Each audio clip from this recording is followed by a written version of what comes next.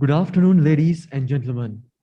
On behalf of the Faculty of Computing, I would like to welcome you all to the Technical Session 3, Parallel Session 1 on Computing of the 14th International Research Conference of General Sir John Kotalawala Defence University. Due to the prevailing COVID-19 pandemic situation in the country, this conference could not be held physically. Therefore, this session will be conducted online. This technical session is based on the theme of IoT and networking for smart society and will be chaired by Dr. Ajantha Atukorale. Now, I would like to invite Mr. Indika Silva to give you a brief introduction on Dr. Ajantha Atukorale, the chair of this session.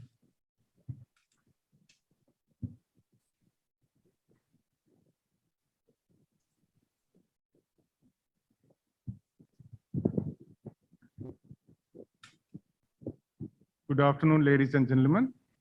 On behalf of the Faculty of Computing, I would like to welcome you all to the Technical Session 3, Parallel Session 1 for the 14th International Research Conference at the Faculty of Computing of General Sir John Kotalawala Defence University.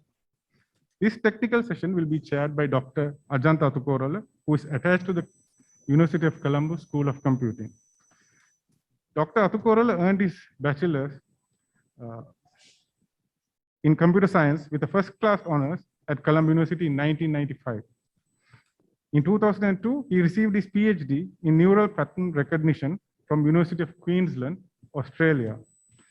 Dr. Atukorale is currently a senior lecturer and the deputy director at the University of Colombo School of Computing.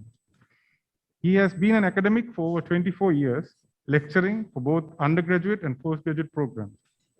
His research interests include neural networks, pattern recognition, machine learning, data analytics, computer networks, and virtualization. He has been a member of the IEEE since 2003. From 2014, he has been a council member of the Computer Society of Sri Lanka, where he is currently the vice president. It is with great pleasure that I invite Dr. Ajantha Atukorale to chair the Technical Session 3, Parallel Session 1. Over to you, Dr. Atukorale. Okay, thank you. So welcome all to this program. So this is on IoT and network for smart society. So we will start as scheduled. So the first on this track, we have a comparison of Trilateration and supervised learning techniques of BLE-based Indo localization. So that MWP Maduranga, G Ganepola, and RPS Kathriarachchi. I think, yeah, I have here. So I think Ganepola Miss Ganepola will be presenting. So she will be taking over from me to do the presentation. But just before we start, just give me 1 minute to give some introduction about Ms. Ganepola.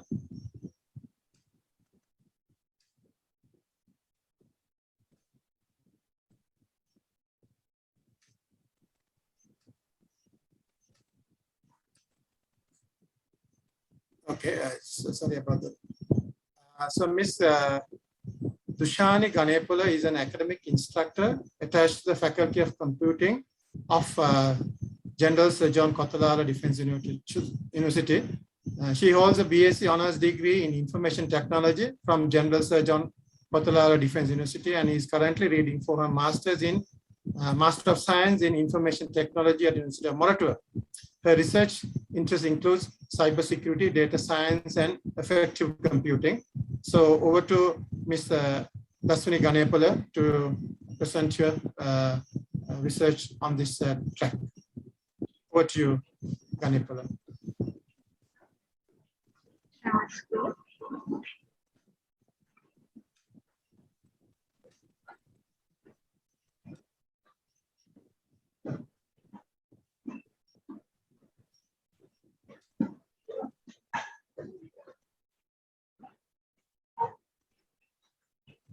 Good afternoon, ladies and gentlemen.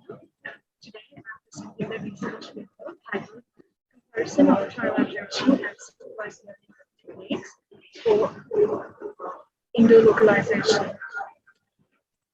I'm Dr. Ganepola. This is our content for research. I will be discussing about these topics.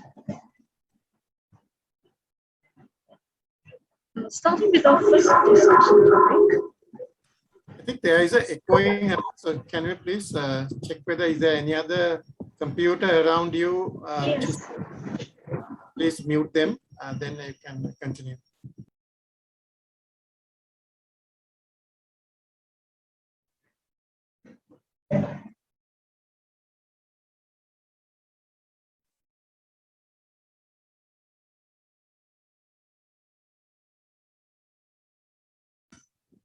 You can try now and see. Yes, now is it okay? Yeah, continue.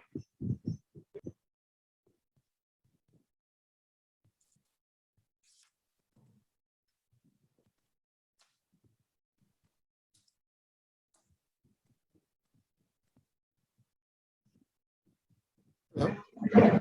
So could you hear me now? I can hear you. Can you continue? Yes, sure. See whether the echoing is still happening. So we will be discussing about the context of localization.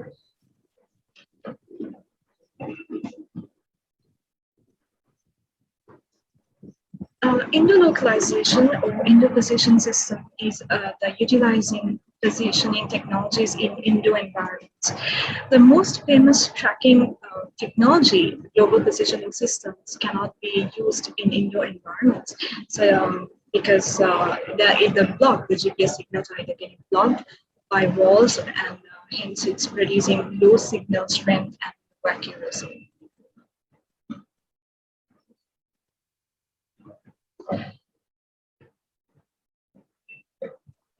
Due to this, the Indo-localization is implemented through RSSI values. Received signal strength is the measurement of how well your wireless device can hear a signal from its access point.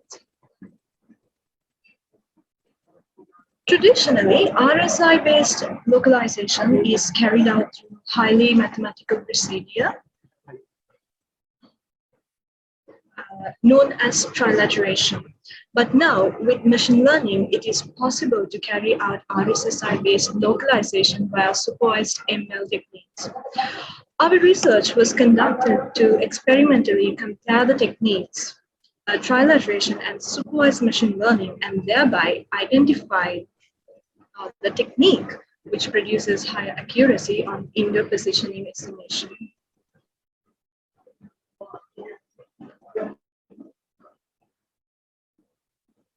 So we will now talk about what we did in our research.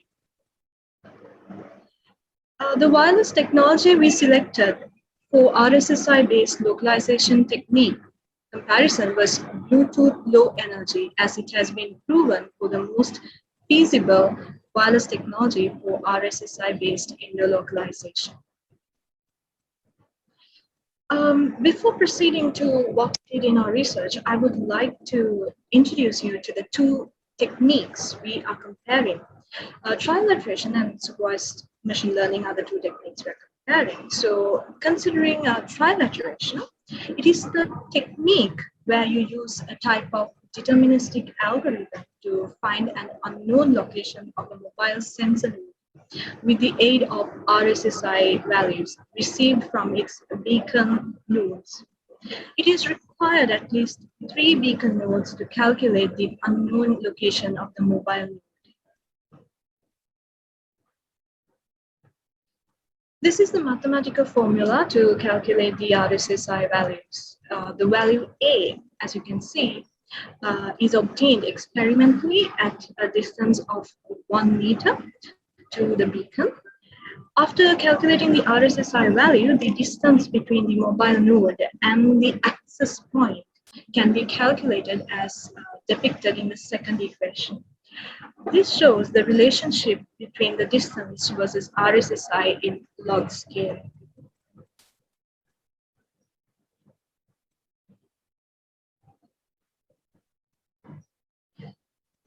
In here, the Euclidean distance is used to calculate the position of the mobile node. In equation 3 to 5, x1, y1, x2, y2, and x3, y3 are known distance. They are fixed coordinates of the three beacon nodes respectively, whereas x and y is the unknown coordinate of the mobile node. By substituting the pre-processed RSSI values in equation 3 to 5, we are able to estimate the unknown location of the mobile node. Supervised machine learning, the other technique we are using. So supervised ML algorithms model relationships and dependencies between the target prediction output and the input features such that we can predict the output values for new data based on those relationships which it learned from the previous data set. We utilize the research experiment conducted by Sadowski and these publishers in 2018 to carry out our research. So Sadowski had set up an experiment to determine RSSI values and determine the distance via the trilateration technique. We refer the data set to train and model ML algorithms to predict the distance. Finally, we compare the two techniques by comparing their respective calculated average mean square error values. This is the experimental setup by the authors of our referred paper. So as you can see in figure 4, we have three nodes, three beacon nodes A, B, and C, and the mobile node is positioned in the place D3. We utilized three supervised machine learning techniques, as you can see, and the selection was based on the research paper titled A Survey of ML for Indo-Positioning by Nessa et al. In 2020. They had experimentally tested for various ML algorithms and derived a conclusion that the above three are the most feasible. These are the final parameters of the algorithms we use to calculate the MSE values. And the average MSE values for each three regressive values is as follows. Below image shows the comparison between average MSE values of trilateration obtained by Sadowski and the MSE values we obtained by our ML methods. We arrived to a conclusion that supervised machine learning produces better accuracy than trilateration techniques because the average MSE value is much lower than the trilateration technique. We concluded that this may be because ML algorithms are data-driven and they learn effectively from the input data itself rather than the conventional methods which heavily rely on mathematical formulation. Currently, we are working on this project and we are working on how to investigate on making an ensemble-based learning approach to improve the accuracy. And also we are considering to apply ML techniques for localization in a 3D environment while we are trying to mitigate the co-channel interferences in the sensor nodes to reduce the errors in the predictions. These are the key references we used in our research paper. And thank you. Thank you, Dasuni. I think we will take the questions after we finishing all the session, the other presentations. So because that I will now call upon the next presentation. That is an approach to design a smart helmet using Kansei engineering. So that was done by T.A. Gamage, WNS Dabarera, and EMNM, Ekanayake, PJMSG, Jayasinghe, AMPDS, Chathuranga, RLBJS, Jayawardhana, and Kalansooriya. The presenter,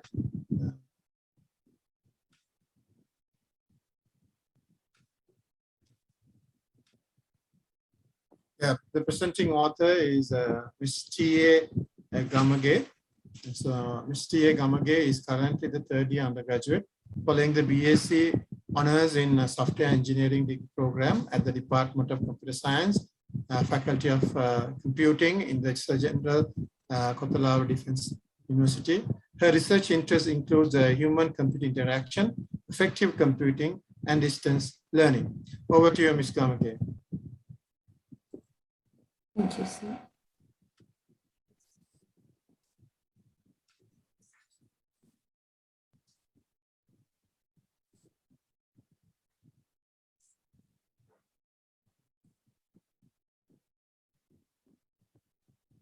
Good afternoon, everybody. Our research is titled as an approach to design a smart helmet using Kansei engineering. I'm T.A. Gamage. The authors of this research are T.A. Gamage, WNS Dabarera, EMNM Ekanayake, PJMSG Jayasinghe, AMPDS Chathuranga, RLBJS Jayawardhana, and Dr. Pradeep Kalansooriya. We are from the Computing Faculty of General Research Zone Kothalawa Defence University. So this will be our content. So we all know that motorbikes have been a great medium of transportation since many years. And at the same time, we know that the safety of motorbike riders is at a risk because they are uncovered or directly exposed to the outside world. So from the conduct of our study, we could find out that although there have been multiple attempts by different researchers in developing smart helmets, neither of the researchers have worked on a Kansei engineering approach. So our research is to design a smart helmet using Kansei engineering. So we'll see what is Kansei engineering first. Actually, this engineering principle was invented by Professor Mitsuo Nagamachi at Hiroshima University 35 years ago. And this strategy converts consumer psychological feelings into design elements. So that's why we call it as a branch of ergonomics, and therefore this is a consumer-oriented technology. So now we'll move on to our methodology section. So here you all can clearly see that we have divided our methodology into 7 steps. So as the first step, what we did was we gathered the Kansei words from the reviewed literature on smart helmets, and with this step, we could come up with 25 Kansei words on smart helmets. So secondly, we arranged the collected Kansei words in a 5-point ST scale, and we distributed among the target group of people. So thirdly, evaluation experiment was done using the target group of people, and actually this target group of people were 40 participants to our questionnaire. So as the fourth step, we performed statistical analysis of the Kansei words obtained from step 3. Then we address the highest rated Kansei words using our questionnaire.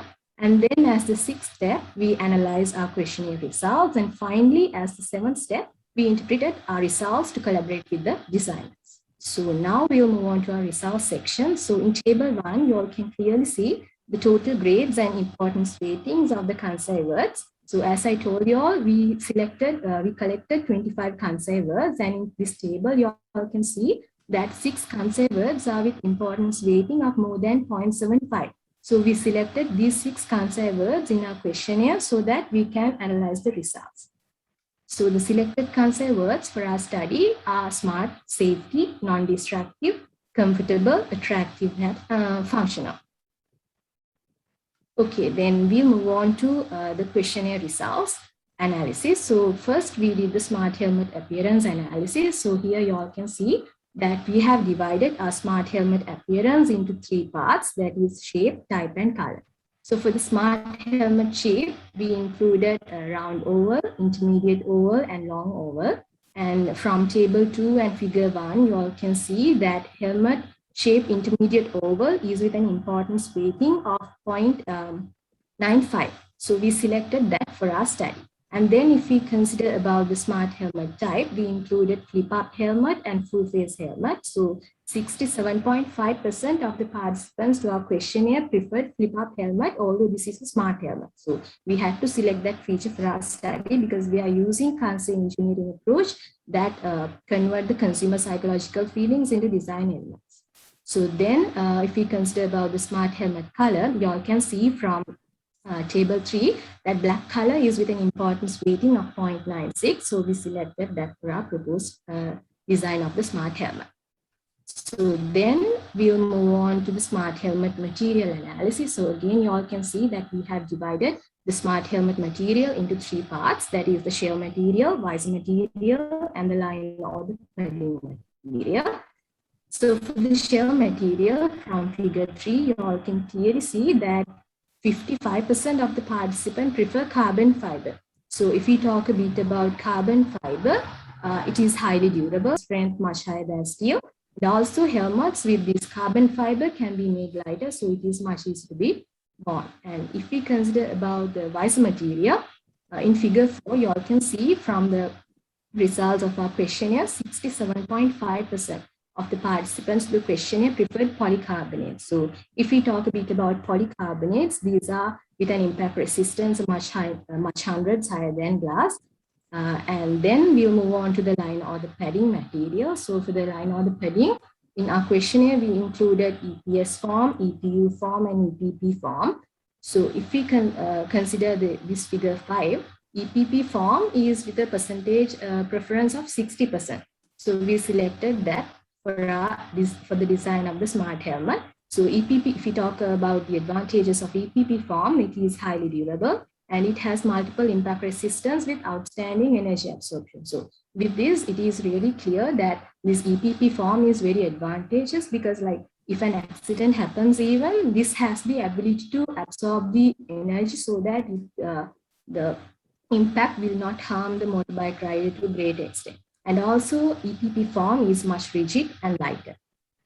So then we'll move on to the smart helmet functional analysis we did. So y'all can see that table 4 and table 5 have been divided. Like the main set of features we have for our proposed design of the smart helmet have been divided into 2 parts in table 4 and table 5. So table 4 has 11 features which we consider as the main features, because if you all can remember, we said that in our questionnaire we are going to focus on the 6 Kansei words that rated the highest from our first questionnaire. So if we consider about table 4, you all can see that except for feature 3, feature 4, and feature 5, all the other features, all the other 8 features are with a percentage preference of more than 50%. So we had to select those things to our study.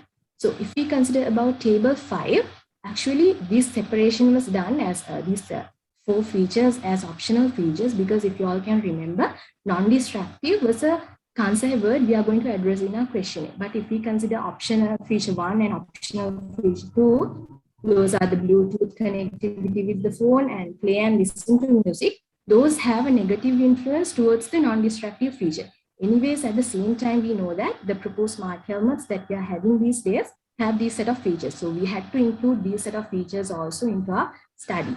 So if we consider about this set of optional features, both optional feature 1 and optional feature 2 are with percentage preference of more than 50% and even 60%. So we had to select these 2 features for the proposed design of the smart helmet.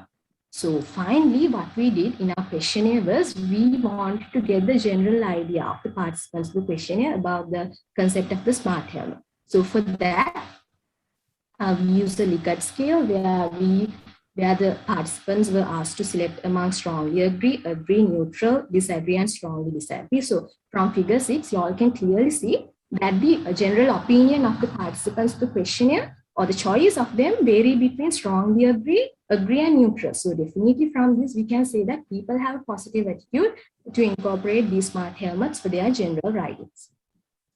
So now we'll move on to the discussion and conclusion section. So in figure 7, you all can see a rough sketch of the sketched smart helmet that we have done in our research. So actually, if you all can remember, as the 7th and the final step of our research methodology is that we interpret our results to collaborate with the designers. Although we said like that, we had to have this rough sketch about the smart helmet. So we included the intermediate oval shape and even the flip-up nature of the smart helmet in our rough sketch shown in figure 7. So anyways, if we consider about today's context, in Sri Lanka, we know that our government has banned the full-face helmets for the general use of motorbike riders. So this is a great issue when we are proposing the smart helmets for the general use of motorbike riders. So however, from the results of our study, like from the questionnaire results and even from the general opinion analysis we got from the Kansei approach in our questionnaire, it is really obvious that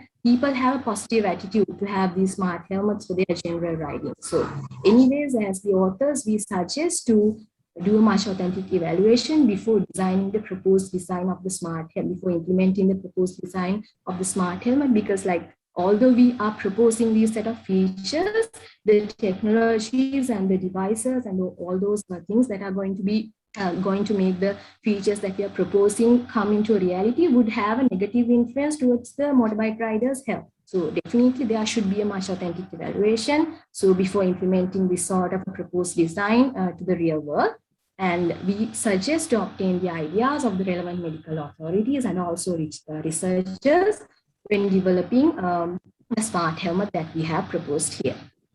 So these are our references. So thank you very much. Thank you, Ms. Gamage, for the presentation. So now I will call upon the next topic, which is mobile applications for precision agriculture practices review.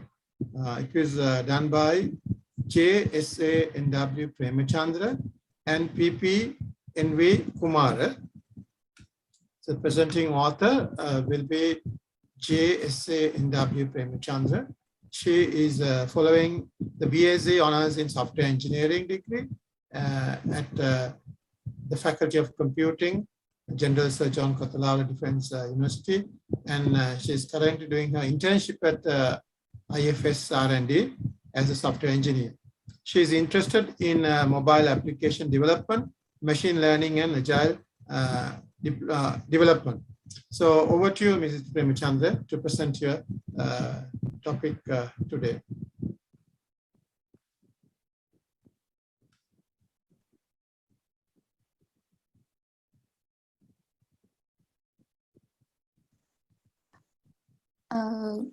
Good afternoon to you all. Hope I'm enough audible and my screen is visible. Yes, go ahead. Okay, so once again, good afternoon. So I'm Nishadi Premachandra, and our research work is about a review on mobile applications for precision agriculture practices. So before proceeding, I would like to introduce our co-author, Mr. PPNV Kumara, and our presentation will include these areas. So let's move on. And as an introduction, in most of the developing countries like Sri Lanka, agriculture plays a vital role in both economic and social aspects. And paddy cultivation is considered as the most economically significant field of the agriculture. And since farmers are the backbones of the paddy cultivation industry, their satisfaction and efficient involvement directly affect the development of paddy cultivation industry as well. Currently, the information access has become a timely necessity for making decisions in paddy cultivation. And if I talk about the background and motivation of this research, rice is life is a very familiar slogan for developing countries where paddy cultivation is closely linked to the cultural and socio-economic life of the entire population. In the prevailing state of Sri Lanka also, 2.3 metric tons of rice is required for annual consumption, and more than 30% of labor force is dedicated for rice production industry in both direct and indirect ways. As well, the main income of 1.8 million families in Sri Lanka is based on paddy cultivation. However, due to several challenges which are currently existing with the paddy cultivation industry, farmers have to face many difficulties in obtaining a satisfactory harvest through the cultivation efforts. Like climatic variability in recent years has critically affected the usual aspects of human lives, where the agriculture sector can be considered as one of the most vulnerable. And in addition, insufficient knowledge, lack of interest, insufficient guidance are the main problems faced by the paddy cultivation industry. The positive outcome of these prevailing issues can be identified as the approach of prioritizing the rice industry development in Sri Lanka with the integration of modern technologies. And the rapid growth in information technologies are contributing to the social empowerment and the innovation in developing countries from grassroots levels.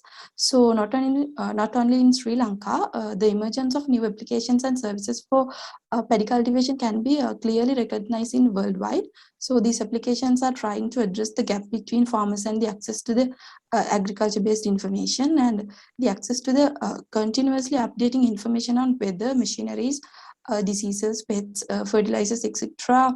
At the right time, allow farmers to make effective decisions. So the aim of this research is to identify and analyze the current software applications in paddy cultivation developed for the benefit of farmers and other related stakeholders in worldwide. So according to our proposed methodology, we have identified 30 mobile applications through Google Play Store, and after screening and analyzing, we have selected 6 mobile apps which are directly dedicated for paddy cultivation, and 6 other agriculture-based applications with similar features but not directly dedicated for paddy cultivation. So I'll move to the reviewed results of the applications related to paddy cultivations. Results of this review shows that the agriculture-based applications are highly demanded in countries like India, Sri Lanka, Myanmar, Africa, etc. And these applications have developed to fit their specific geographical locations and domains. This TANU Paddy Expert System has developed to provide information on paddy cultivation to Indian farmers, and its functionalities allow farmers to access information on cultivation practices, nutrition management, crop protection, farming and harvesting machineries. And also this mobile app provides details about marketing and related institutes for paddy cultivation. This rice expert has developed by the National Rice Research Institute in India with the purpose of providing real-time information to farmers on rice varieties, nutrients, insects, pests, weeds, disease-related problems, and machinery. In addition, it includes functionalities to deliver news, announcements, FAQ related to paddy cultivation in India. The most important feature in this app is the ability to make customized queries by farmers through text, image, and voice. And NNRI experts can address these issues on real-time basis. And this is an Android-based application, agriculture-based application available in Sinhala language that provides advisory services for crop cultivation in Sri Lanka. And this informative system comprises with knowledge required in different crop cultivation, including paddy cultivation as the major crop. And users can directly connect with 1920 hotline for agriculture advisory services. And as well, the system can be used offline by downloading the reference data at the installation process. And this application is also available in Sinhala language and provide informative services to crop farmers.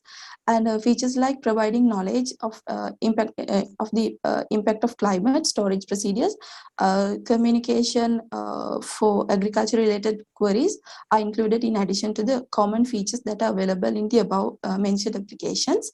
And Asia Rice and Co Capacity has developed an Android-based application named as Rice Advice that includes a decision support tool to provide guidelines in field-specific management related to paddy cultivation in African farmers. The 2 main tools available with the application are Rice Advice and Rice Advice Weed Manager, and the relevant guidelines are provided by taking inputs from farmers through MCQs. And the Golden Paddy is a mobile application developed for paddy farmers in Myanmar, and it is available in Myanmar native language, and it guides farmers in paddy cultivation to increase their yields and income. And users can access to weather forecast and paddy market rates in real-time basis. The paddy cultivation is one of many fields in agriculture, and even there are some differences exist among paddy cultivation practices and other crop cultivations. Some processes and informational requirements between these cultivation domains are similar and linked together. Therefore, this research has focused on most beneficial and popular mobile applications that have developed for other types of crop cultivation purposes, excluding paddy cultivation. And here, one soil scouting is one of the best farming applications that can be commonly used for planting fruits and vegetables. And the feature that allows farmers to access satellite views of the farming fields to detect areas with different problematic conditions is the most significant functionality. However, this feature does not perform perfectly during severe weather conditions. And Farm Dog is another agriculture application similar to One Soil Scouting app. And this system provides recommendations based on cultivation notes made by the farmers. In the field of agriculture, trade can be considered as an integral part. So this agriculture grower is a buying and selling application for agricultural products. And farmers can buy fertilizers, chemicals, equipment for their farming activities through different sellers available with the system. And Kugler timing is useful in tracking and scheduling farming tasks in cultivating corn, barley, soybean, and wheat, etc. And there are systems like crop nutrient advisor that are dedicated for nutrient management for different crops. And systems like Plantix are functioning as crop doctors, which can detect and provide recommendations for crop-related diseases. And according to the summarized comparison of the depicted depicted in this table, several features and functions can be recognized in common with all these applications, while some of features have been developed in region-specific manner. Most of the features available in these applications are dedicated for knowledge delivery, where some of the applications have been able to provide information in real-time basis. And data analytics and mobile networking, e-commerce are the technologies used in these applications basically. And we have depict some comparison results based on the parameters we have selected and the application features. And through this review, we have attempted to provide insights to existing mobile applications used for precision agriculture practices, in particular paddy cultivation. And from our study, we drew these conclusions. We noted that mobile applications developed for facilitating precision agriculture practices, particularly in the field of paddy cultivation, are highly demanded in countries like Sri Lanka, India, Myanmar, Africa, and etc. And these system features and functionalities of those applications are mostly based on their particular regional basis context. And secondly, we recognize that the reviewed applications have limitations due to inefficient module functions, limited real-time services, complexity, and lack of usability. Overall, system complexity exists with these applications are considerably beyond the current level of digital literacy of rural farmers. Also, the applications that have been developed for Sri Lankan context, it can be seen that the user interactive features are either unavailable or poorly implemented. So the absence of essential dynamic features to provide real-time access to agriculture information has identified as the main reason for poor interest and satisfaction. So finally, we conclude that there is a timely necessity of a novel mobile application for the usage of farmers and other related agriculture officers in scheduling strategic plans and knowledge-driven decisions in paddy cultivation for the Sri Lankan domain. And these are the references. And finally, I would like to express our sincere gratitude for everyone who was helpful to make this research a success. And thank you. Thank you, Ms. Premachandra, for your review work. Then I will go back to the presentation. The next presentation is mobile-based animal vaccination system for Sri Lanka.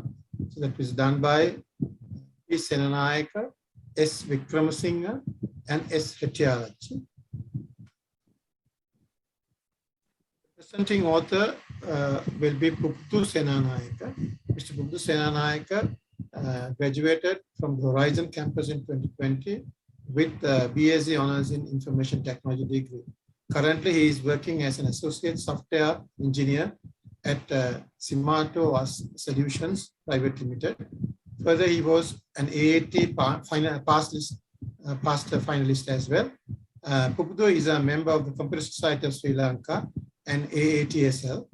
His research interests are in the areas of information technology, healthcare, and life sciences, and also business management. Over to Pudu to do the presentation on this particular topic.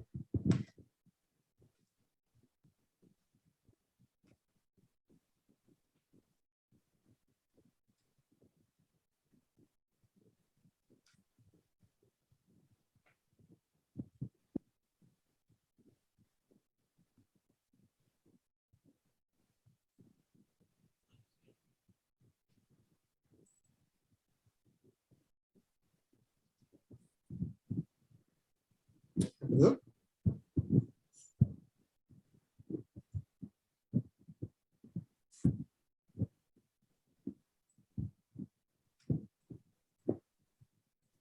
Pudu, you are muted.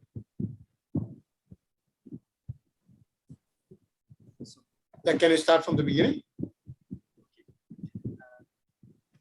So I'm Senanayake. I'm the first author of this paper, and Samantha Wickramasinghe and Mrs. Hettiarachchi are the co-authors of this paper. So our paper title is Mobile-Based Animal Vaccination System for Sri Lanka. Actually, I developed this system up to a certain level as a requirement of my final year project. And from this presentation, I will going through these outlines: problem statement, literature review, methodology, result, conclusion, preferences, and finally acknowledgement. So, problem statement. Actually, this idea came into my mind when I was thinking about what kind of area that I'm going to do for my final year project. Today it has a story. A couple of years back, I was working with my friend in Malab area. My friend was bitten by a dog and he was bleeding, and then one of the dog came towards us, and I asked for the pet vaccination card because I know it's necessary for further treatments of my friend, but unfortunately it wasn't with him. So we went back to his home and spent a couple of hours to find it. So actually, that's motivated me to search if there are something similar systems in Sri Lanka, but I didn't found any at that time. And also I searched for similar systems, and there are some similar systems in certain similar systems in other countries, but functionally different. So I did some research in several papers. So, and I found currently some hospitals in Colombo area, they are using some electronic medical health recording system for patient, but not for the animal. So it's a plus point for the quality of health. And when we are considering about animal vaccination, current system is based on paper. So documents can be damaged or misplaced, or people can forget to bring it when vaccination is happening. And I heard recently news from a news channel that one person carried his pet's vaccination card to the COVID-19 vaccination center to get his vaccination. So those type of things can be happen without a proper system. And then the methodology. I selected waterfall methodology because during the development, the requirements are well defined and well known. So there are so many documentations generated through this methodology. And for the requirement gathering, I interviewed some veterinarians and as well as pet owners. Then I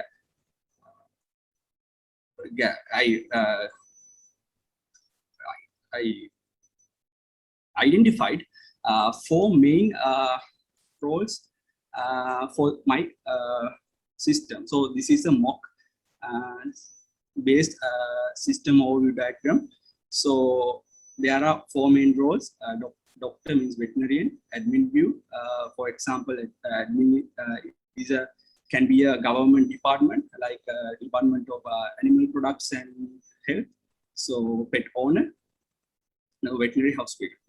So the doctor can view and input vaccine details and treat. He can look treatments as well as treatment history. Can view pet profiles, and I include emergency. Emergency means some hospitals have pet ambulance. So when emergency situation occurred, we can implement emergency button for this, like SOS. So all the all the people in this system should register under admin in a government department. So they are managing the profiles and registrations of the system. So I hope to develop this system using IRIC platform. It's because it's a hybrid solution, because anyone with any type of mobile phone, iOS, Android or Windows, we can integrate, we can implement this solution in one port base. So in pet owner's view, he or she also can view a vaccine card, pet profiles and history, notifications, and can manage appointments, as well as he also has that emergency and view good shops located nearby by geolocation. And I implement a new feature which is insurers, means there are some insurance companies offering pet insurance policies, so we can implement that function as a function to claim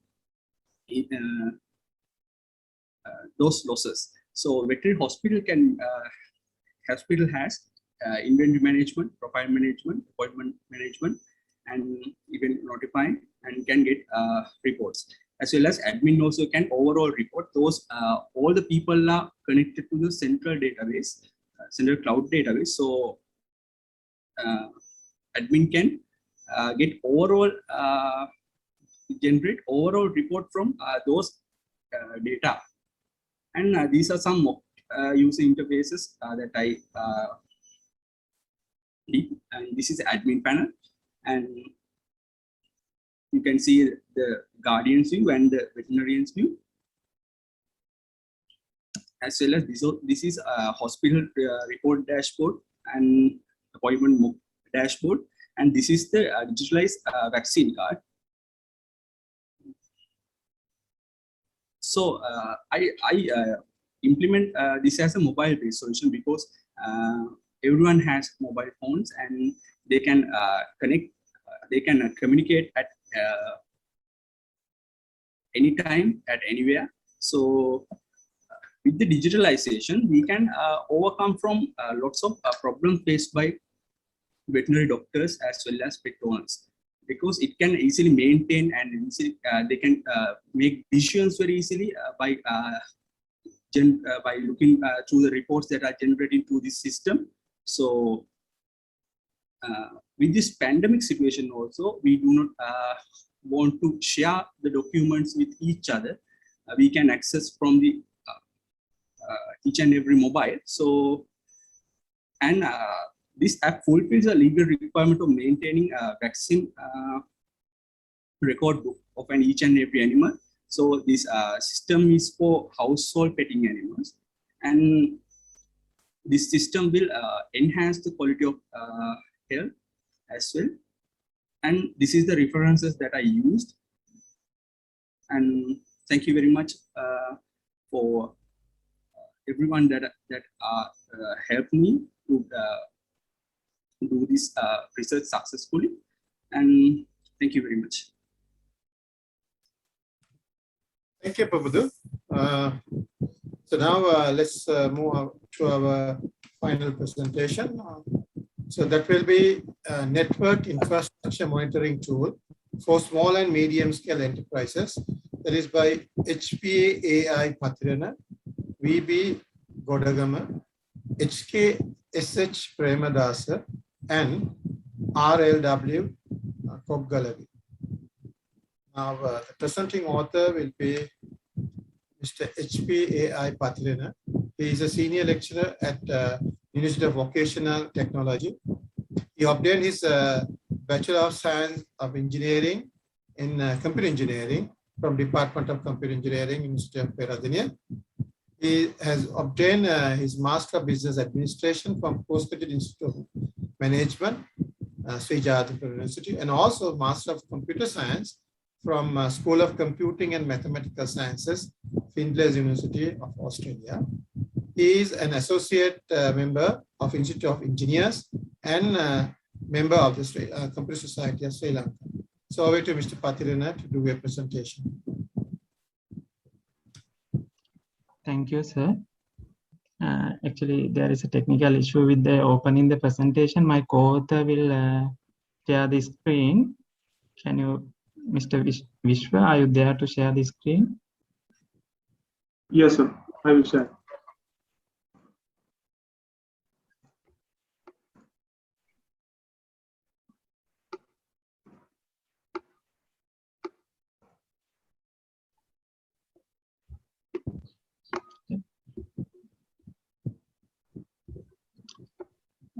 Mr. Vishwa, can you accept that request?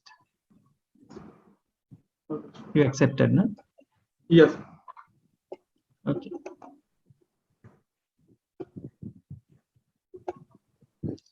Okay, good evening, everyone. Nice to have you all here. Let's start with the presentation, which is related to the network infrastructure monitoring tool, which is actually very much important tool for maintaining the network infrastructure very effective and productive way. So actually there is no much consideration by small and medium scale enterprises adapting such tool for utilizing their network resources. So that was the point to come up with this kind of project. Actually, I'm just presenting it with our final year students of University of Vocational Technology. So they came up with the nice tool to address that matter. So I'm just sharing that understand with you all within these few minutes.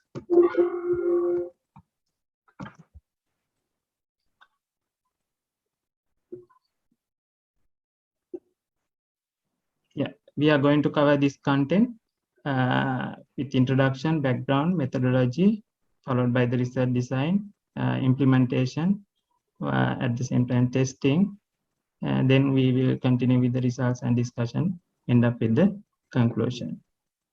So once we get into the introduction, so actually we analyze the requirement.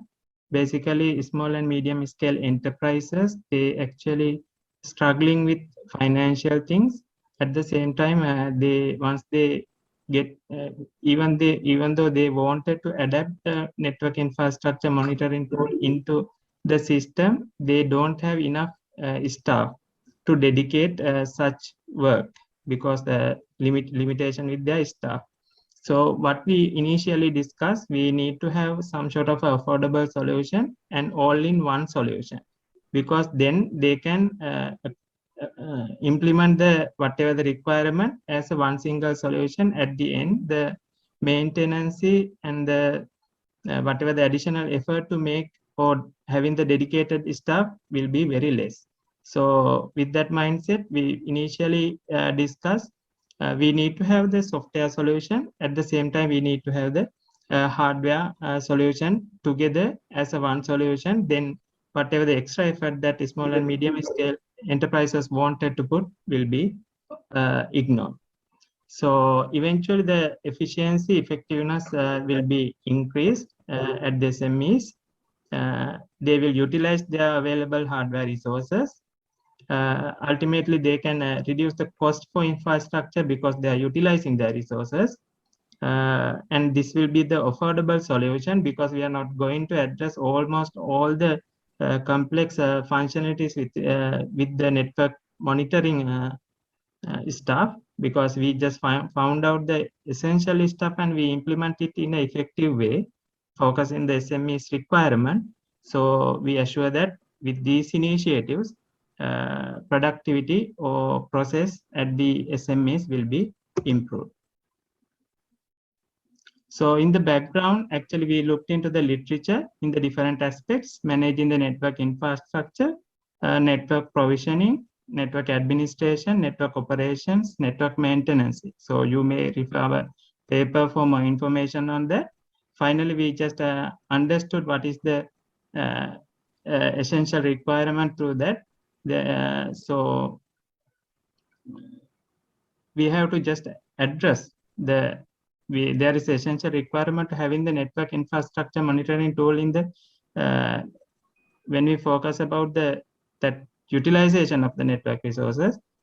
So we identified that part, and we identified that SMEs are not doing that part effectively. So that was the gap that we are going to address with these initiatives. So when we consider the industrial tool, available tool, we focus the hardware utilization monitoring, network utilization monitoring, internal session detail monitoring, advertise and reporting, device discovering, additional licensing software required, pricing, and hardware. So pricing is also important because whether they can afford or not. So we just evaluate a couple of available tools at the industry, and we just come up with the summary table like this. So these are the tools we evaluated under those aspects. So you can find that many tools have all the options. Pricing we listed here in the paper, the pricing factor is there, but we just didn't present here because of the different pricing is different at different time. But you can find out the stuff, understand about the pricing. Those are not affordable at some point when we consider the SME's requirement. So different tools are available in the industry. Those are coming up with the specific features. So the complexity of each of these features might be different in the different tool. So our purpose, focusing the SME's requirement, we somehow adapt all these features up to some level, not the comprehensive level, but the required level.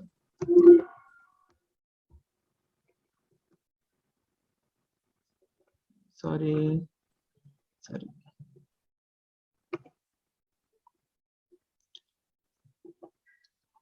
So, yeah, moving forward in the methodology, we just gather the requirement, we just design this stuff and the development phase.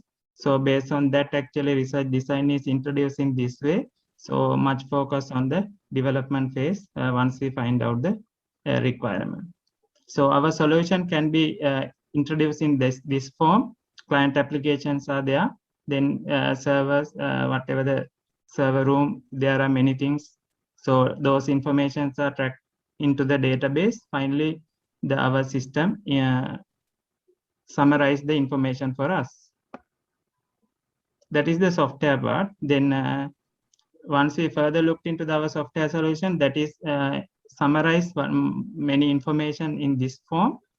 So network administrator, system administrator can look into the solution and do the whatever the countermeasures to utilize the resources in the network infrastructure. So this is one other form. So we name it as a blade because it just try to capture the network, whatever the information with the network is infrastructure. So some information is extracted as per the these slides. This is our tool actually. This is the physical tool which is comprises with the hardware part and the whatever the software solution.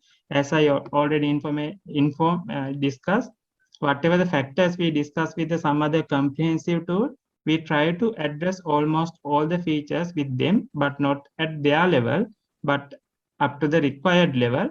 And in our solution, this hardware part is available. All the other solutions that we shown to you, with them, there is no hardware solution. They have to just purchase the software solution and implement it in their work premises by them own, right? With that, actually little difficult. That is the discouraging point for the SMEs to moving forward with the network infrastructure monitoring tool, because there should be a dedicated staff to maintain that. So in this initiative, that thing will be avoided up to some extent. Anyway, there should be someone with some understand, but not at that level with the complex tools. In conclusion, we just come up with the conclusion where whatever the open source tools are available, then people may think that why we are not going with that, because the open source tools are there without having hardware support. Then someone want to adapt and configure it in their own premises. That might be difficult. Dedicated staff is required. So this one introduced the complete solution, all in one solution. So no extra burden with that. So anyway, we cannot we can encourage the people, but we cannot make decision on behalf of their companies. We can share the importance behind that use of such tool at the best level. So it is always their decision to make the choice. But once we have the request, actually at the moment, this one is used at one of the organization as well. So we just utilize their requirement and improve that one for their purpose. So thank you. We are from University of Vocational Technology. Thank you. Any questions? Yeah, we will take now the questions. I will first start with the first presenter, Ms. Ganepola. Like, if you all have any questions from the audience, you can now ask. This is the time. And I think Ms. Ganepola is there to answer.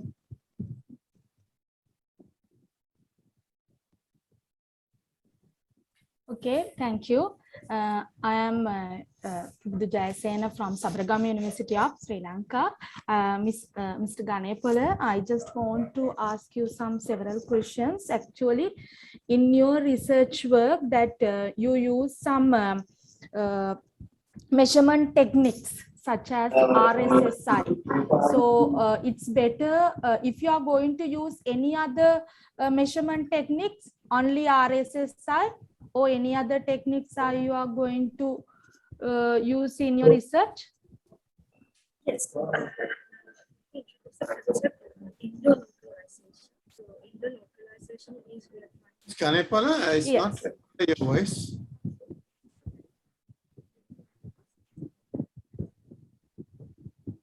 And now it's muted.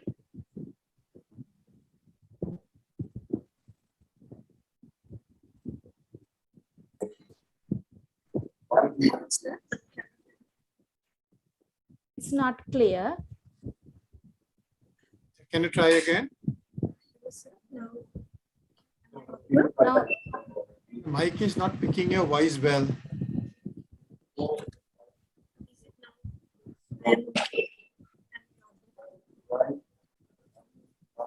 Dasuni, we can't hear you. Yeah, I think the mic. Something technical problem is. One thing is, can you remove your headset and speak, like maybe your computer mic might be able to pick your voice.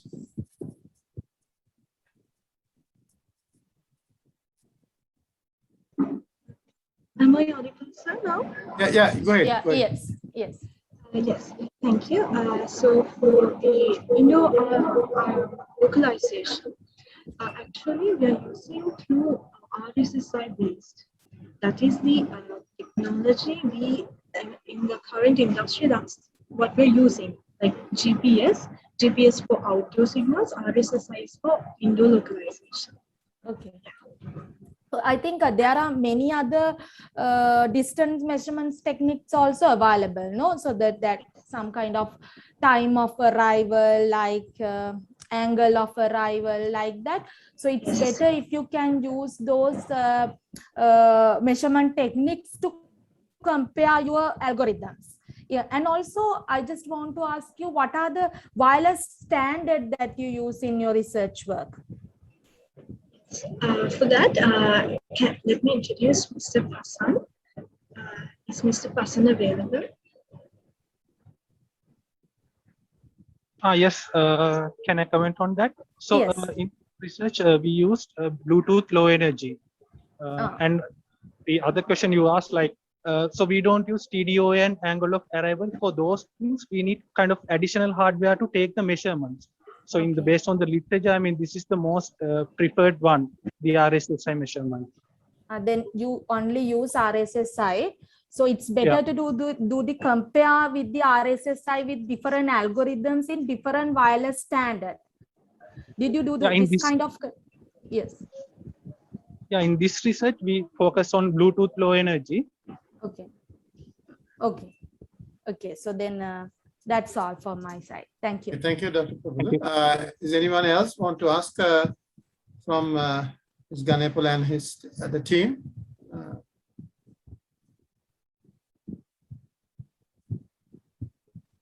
Okay, just keeping like yes, sorry. I Go have ahead. one question. I am Dr. Vijayendra Grundileka from the Faculty of Computing. I have one question. So, what is the next stage of your research, and how that this can be further explored and used? Findings of your research. Yes, ma'am. Well, actually, No, Mr. Pasan, please go ahead. Yeah, this research, we only focus 2 dimensions, X and Y coordinates. So in the future, we are thinking of expanding this to a 3D environment. For example, if you want to localize a person in a building, so X, Y, Z also required. So, and the other thing we are focusing on, like, so if you use the same frequency in all the reference nodes, sometimes the co-channel interference could happen.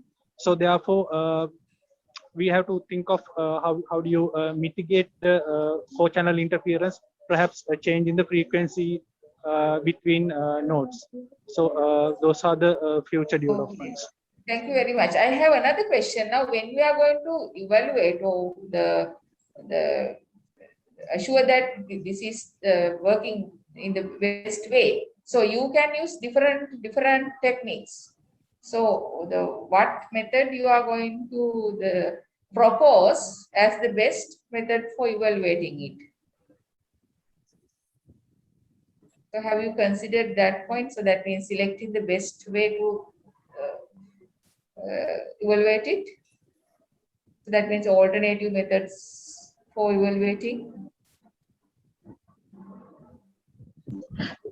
Yes, ma'am. We are actually currently working on those.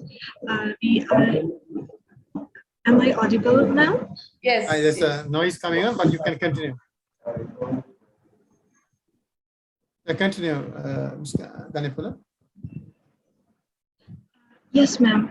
We are currently working because we only considered MSE values.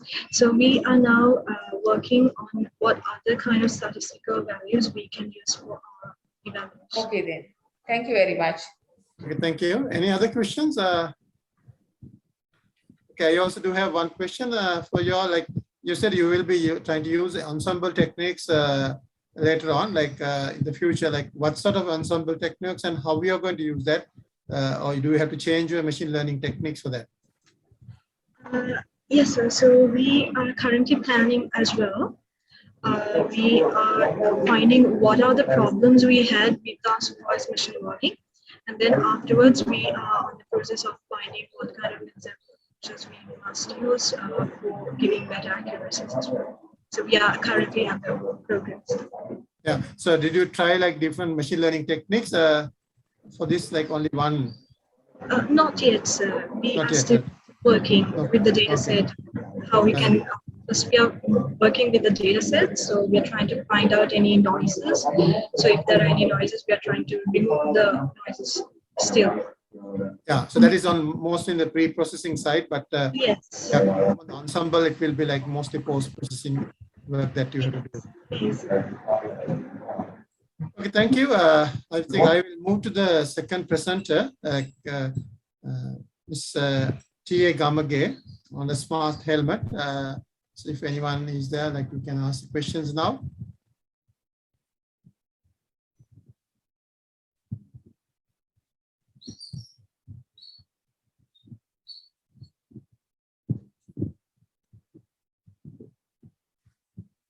Anyone would like to ask any questions from Ms. Gamage and the team? Hello. Yes, This is a Vijay. good research. Actually, I have one question. So now it is a good proposal, and it can be used for many different avenues for future work. I again have the same question. How do you extend this as a good workable research project?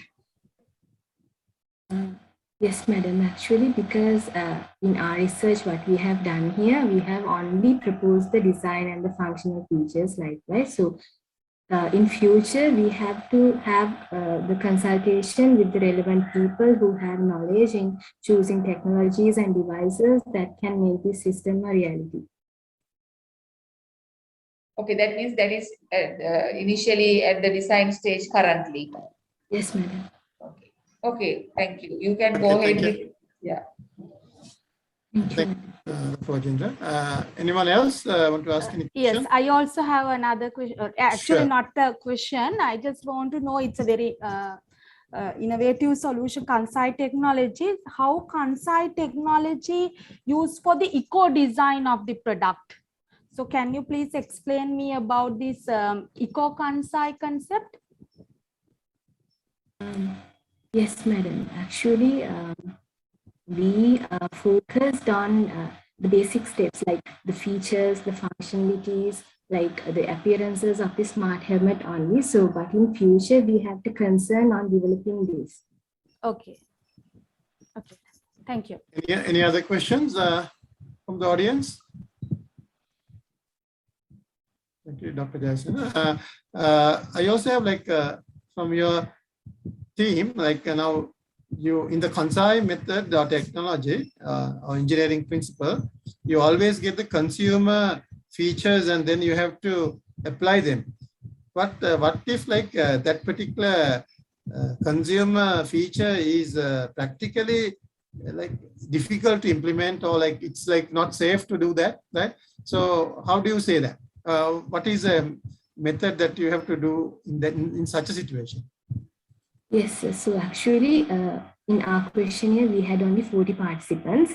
So we focused on, as we said in the presentation, we focused on the highest rated 6 Kansei words only, because this is a mini-like research we did for the purpose of distribution of the questionnaire. So like if we are to really implement it to the society, we definitely have to have the concern of each and individual's feelings, and we have to identify all those stuff. But anyways, we need to have the authentic evaluation, because like if we consider about making this the proposed system come into reality, it will be really good if we can consult the persons who are, or the individuals who are responsible and who know how these technologies can affect the human beings if we are going to implement it into the real world. Yeah, that's true. But I had an issue like, especially this Kansei method, like because you always try to get the consumer features into the design. So then if some of the consumer, one thing is you can stop putting those features to the consumer to vote them. But if you have, but then if it has, like everyone is asking for that, but that is not good to do, right? That's where like sometimes happens. So then in that scenario, how the design has to be changed? Or is there a flexibility to do that change in the Kansei system? Yeah, so actually we can discuss with the people who are going to be introduced with this system, and make them aware of the thing that is the limitation with the proposed feature, and we can have some discussion with them so that we can do a good job in future. Okay. And one final thing I also would ask, like there was another, it's about like a few years back, another smart helmet was designed, and it was on news as well, and it I think went into some competitions internationally as well. And then have you all looked into that as well, what people have done previously, and then any things that you need to modify further? Yes, sir. So actually we reviewed the literature on smart helmets, and anyways, like we could not find any Sri Lankan thing that have a Kansei engineering approach. Yeah, maybe So, Kansai. It's not maybe Kansai engineering, because that's where like, so there was a smart helmet project that was done some time back. You can search that, but probably not under Kansai. But then you can have some background study on that as well, and to get more knowledge. okay, so sure, thank you. Okay, okay, any questions to Ms. Gamage and the team? So with that, let's move to the presenter number 3, again on precision agriculture, Ms. Premachandra. Anyone would like to ask any questions on their work?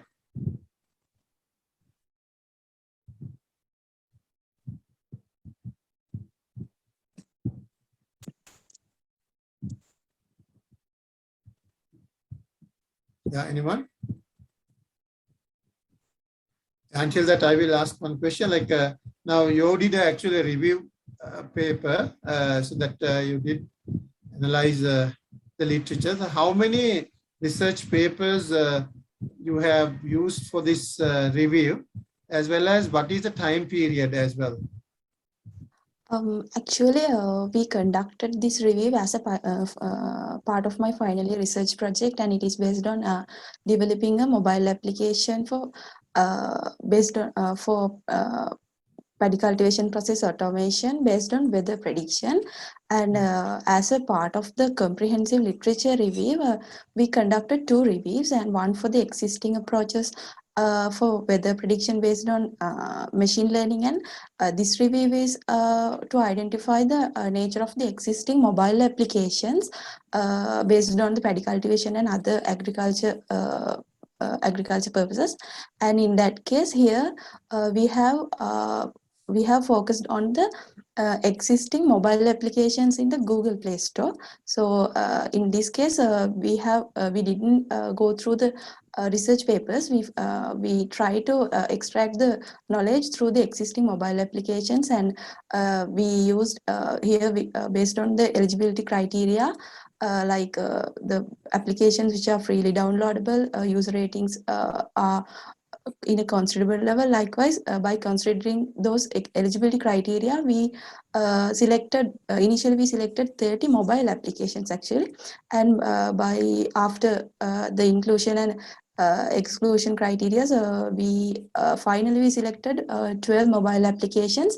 And also during the analyzing, we considered the release date of those applications as well. So almost all the applications were released after 2016. Okay.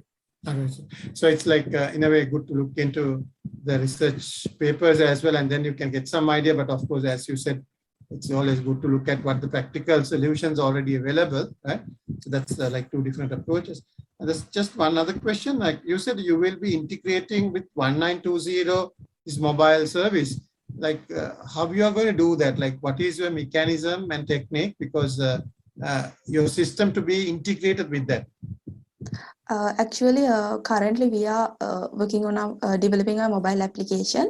The 1920 hotline service is provided by the Agriculture of Department, and still we are under development, and we are currently discussing with the mobile Agriculture Department, because we need to get the access before taking it into our mobile application.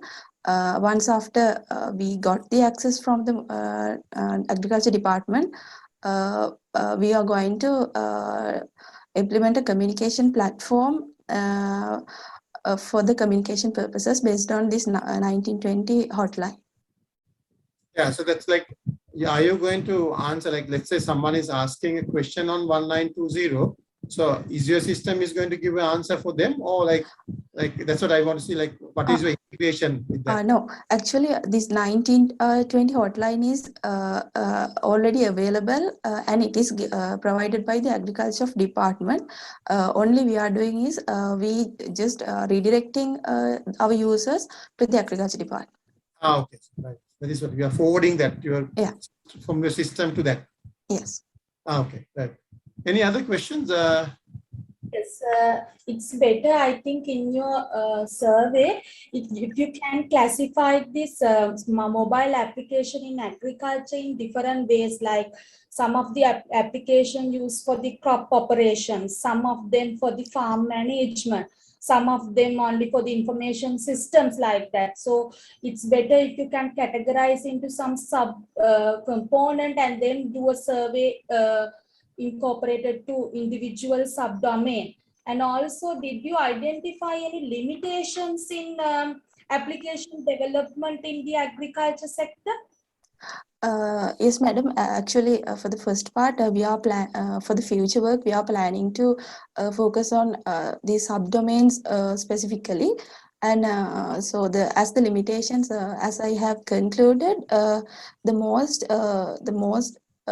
prevailing limitation is the user, the problems with the user interactions and the usability, because the main target users of these types of applications are rural farmers. So we have to be more considerable when developing the applications, especially the user interfaces, because we have to consider the digital literacy of the rural farmers. And that was one of the main limitation we have identified, because the complex navigations and user interfaces are quite difficult to follow by the rural farmers. And in our application, we are trying to give the most simplest user interfaces for farmers, in order to they will be able to use it simply. Okay. So another thing, that after you finish your survey, that research, it's better if you can give some recommendations and future directions for this kind of mobile applications in agriculture sector. Mention those things also in your research. Yes, madam. Yeah, sure. Okay, I have a yes, go ahead. I have a small question to same presenter.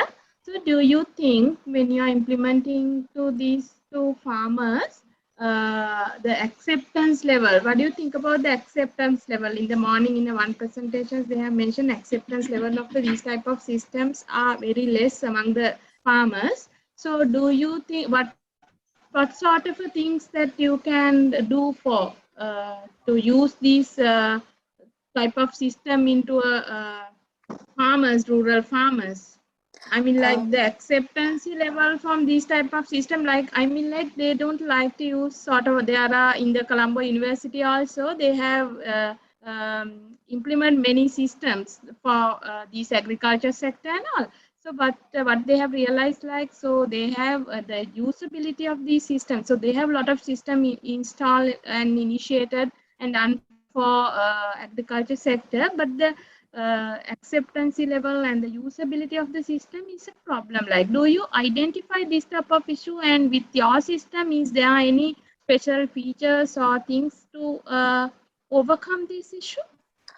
Yes, madam. Actually, as a part of our project, we also have conducted a survey with 70 participants. That means 70 farmers all around the country with different districts.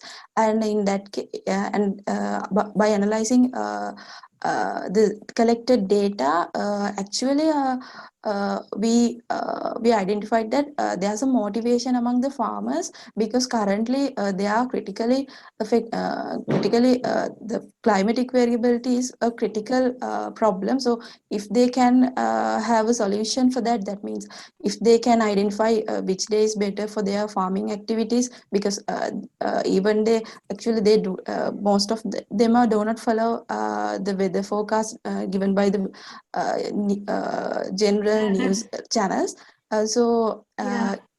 So we identified that there is a motivation because if there is an application that is specifically developed for their purposes, they would like to use it. And also we are trying to take it to the farmers through the agrarian officers of the agriculture department, because they are going individually for the farm to talk with farmers, and we are trying to introduce our applications through them to the farmers.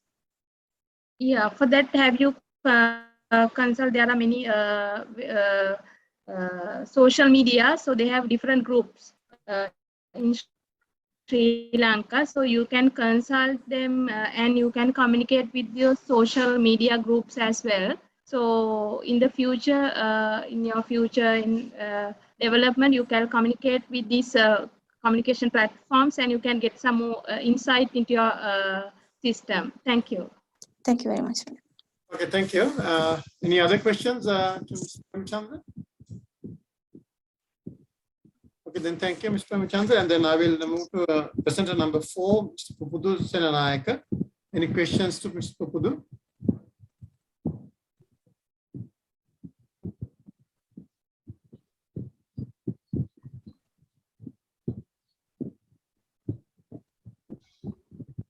Yeah, Pupudu, I have like in your system, like how you are going to uniquely identify a pet. That's like, what is the unique ID that we are going to use to identify a pet in a system? Yes, sir. Actually, I used pet owner's ID number as a foreign key in a database. So each and every animal of pet listed under the owner. So that's how I identify that when we are selling or when we are giving pet to another person, we can do that also from that type of thing using profile management. We can transfer that pet ID from that person's unique ID number to another ID number. Okay, but only thing is then history will be like when you are trying to search something about that pet, there might be issues like because you are using 2 different IDs in that sense, right? No, sir. I'm using a specific ID for pet, but in here we are changing. With another. Yeah, we are changing pet owner's ID number. Okay, right. So pet has its own ID, like that's a unique number. Yes. Okay. And just another question, like in your system, will you be able to now change that for the COVID program as well, where instead of pets, like you can make it human and trying to locate like when they have had the first injection, second and third and so forth, like and then probably later another 1 year or 2 years time down the line, so you might need the history. So like is it easy for you to change your system, right? Not to remove pet to human, right? Yes, it can do, because the same type of thing happening. Actually, I did for the patient. Actually, then I searched. I found that there's a system in already using Colombo General Hospital also. Then I changed my mind and I do it for animals. Yeah, because you started your project probably before the COVID period, right? So then now you can start thinking of converting that. And that will be a good app like to contribute to the society as well. Any other questions from Pupudu? Yes, I have one question. Actually, it is a good initiative because we all are discussing most human-related apps, but this is considering applications with animal. So what is the novelty of this application compared to many other existing applications? Yes, madam. So how do you say that this is best out of available? Yes, there are so many applications nowadays, but each and every application is belongs to a party, but other people can't access data from each other people can't access those data from another system. But this is, I'm in here, I'm making this as a unique system for Sri Lanka. So every detail of animal is included in here, and each and every hospital can access to this system under the registration of the admin. So some pet clinics and pet hospitals has their own systems, but when just think about when emergency situation is happened, but that situation happened, and if the other hospital can't access the data from which belongs to another hospital, so many problems occur without this type of solution. So I think that's unique. That's makes unique my system. Okay then, thank you very much. Any other questions from the audience? Okay, then thank you, Puppu, and we'll move to the last presenter, Mr. Pathirana. So anyone who has any questions from Mr. Pathirana?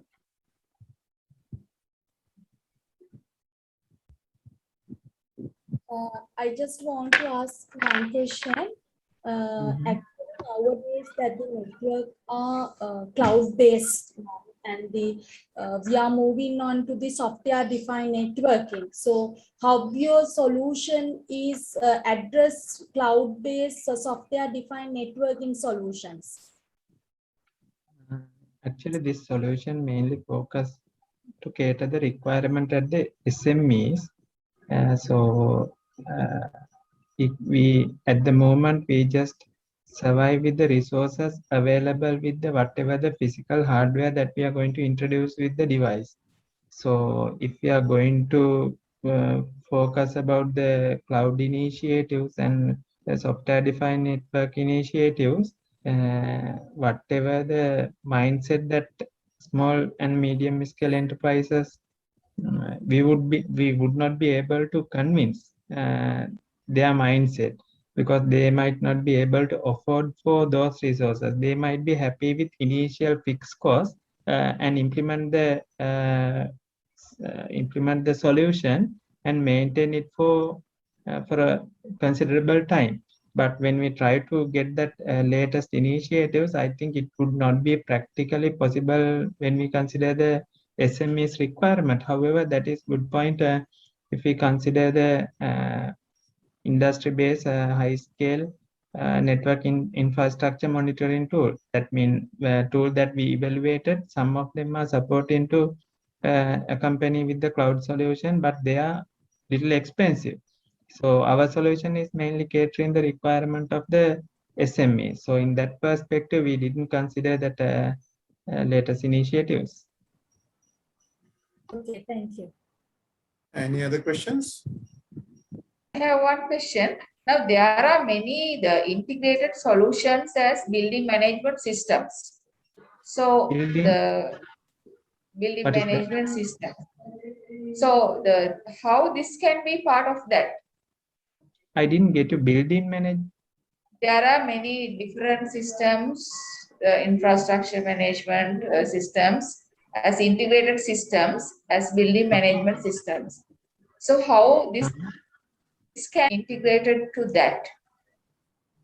I'm not pretty much sure about the building management system. Anyway, so that means the managing all the resources, including the energy and the networking and the security, escalators, everything together for high-rise buildings. So then how this can be incorporated to that? I'm not pretty much sure about that. Anyway, this solution just try to... I think that can be one good opportunity for you, because you are targeting SMEs. So you can think about how to integrate your system with the building management systems. Okay. Yeah, thank That's you. We one will suggestion positively for you. consider that that feedback.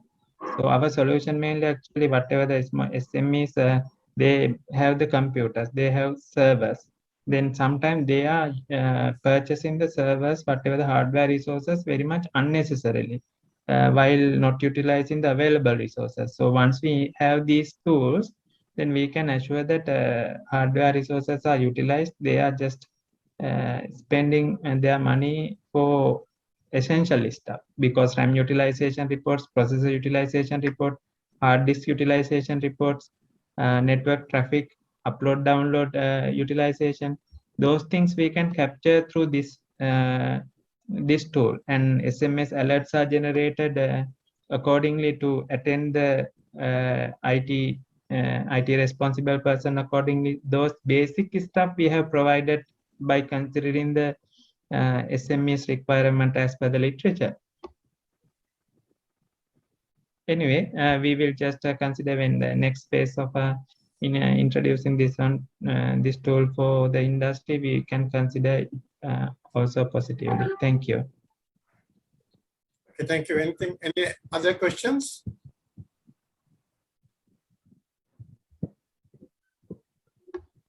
Here, like you have gone with a hardware oriented solution, right? Yes. So that, yes. Like, so now when it comes hardware, like you have to have operating system, and then you have to control that unit as well. So how did you do? We have the actual Linux-based operating system and the basic hardware assembled together. Then on top of that, we install this our solution. So that is the one product. So eventually the SMEs no need to worry about purchasing the hardware. Adequate hardware is available.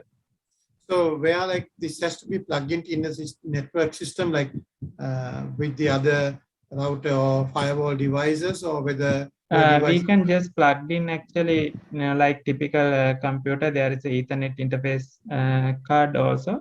So we can just plug in, then we can monitor the network traffic. Okay. So your total solution, it has cost like hardware plus software, right? Because yes, you have yes. a component as well as hardware component. Yes. So we have actually just on it as 450 USDs for the solution at the moment, but comparing with the other solution available at the industry level, this might be affordable for the someone who really want to implement. In the paper, actually, we mentioned the price, but later on we realized that mentioning the price might not be timely thing, because the pricing a little different at time to time. So by that point, when we do the literature, we found the pricing for the other tools, and we planned for having this one for relatively low price, USD 450. So this, you are always saying that this is better than the open source. Some of the tools, like let's say. No, actually, we cannot say like that, because open source solutions have much better features. The only thing is the configuration burden, whatever the administration management burden, we just keep them out. Okay. Yeah, keep them out for convenience of the SMEs.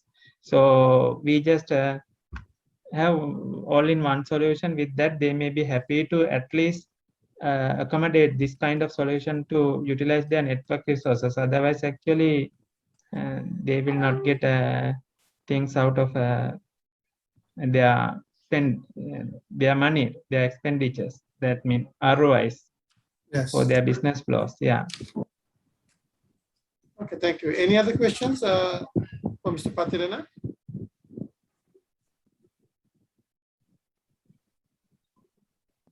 Okay, with the silence, like I think I will also thank him for the feedback given and the answers given. So I think with that, we are almost coming to the end of this track, the session. First, I would like to thank Ms. D. Ganepola, Ms. T.A. Gamage, Ms. JSANW Premachandra, Mr. Pupudu Senanayake, and Mr. HPAI Pathirana for their presentations. So we are in the Faculty of Computing Technical Session 3, and this is the parallel session 1 on IoT and networking for smart society. so it's very important topic and important area as well. So like, so there are a lot of opportunities are there. Today, like IoT is going to be like another important area. Is going to be like a lot of features are going to come, especially like when 5G comes in, like we can see like a lot of IoT related activities or innovations are coming, and with that smart sort of networking. I think precision agriculture is another important area, so that like new things will come in. So with the topic session, like the parallel session where like IoT, especially focusing on IoT and networking for smart society, so that with 5G and especially the way it's going on, the AI techniques as well, machine learning AI, so that when all these two things comes together with its real full potential, we will see a lot of applications. I think probably this track, we will see more opportunities and more innovations are coming in the next year and following years as well. So that, so I think it's a very good topic by the conference organizers come up with, and then I think some of you all have tried to come up with your innovations and then some of the research initial projects. So that was quite interesting. I think a lot of, I think some of the queries came on like, so like continue some of your work, right? That is because then only like you will see like real product coming out. So that it will take time, and so I will thank all the 5 presenters and the audience being here with us, like more than 100+ audience listening to, and then of course towards the end coming up with questions and trying to clarify. So I think I would like to thank everyone, and then I will conclude this session, the parallel session 1, and hand over to the conference organizers to take over. Thank you, everyone. Thank you, sir. Now we have come to the end of the technical session 3, parallel session 1. On behalf of the organizing committee, I would like to extend our gratitude to Dr. Ajanta Atukorale for chairing the computing technical session 3, parallel session 1, and to all the presenters.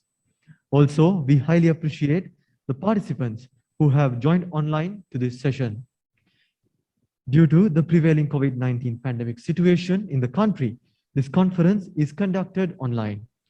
Therefore, on behalf of the Vice Chancellor, a token of appreciation to the session chair and certificates to the presenters will be delivered in due course.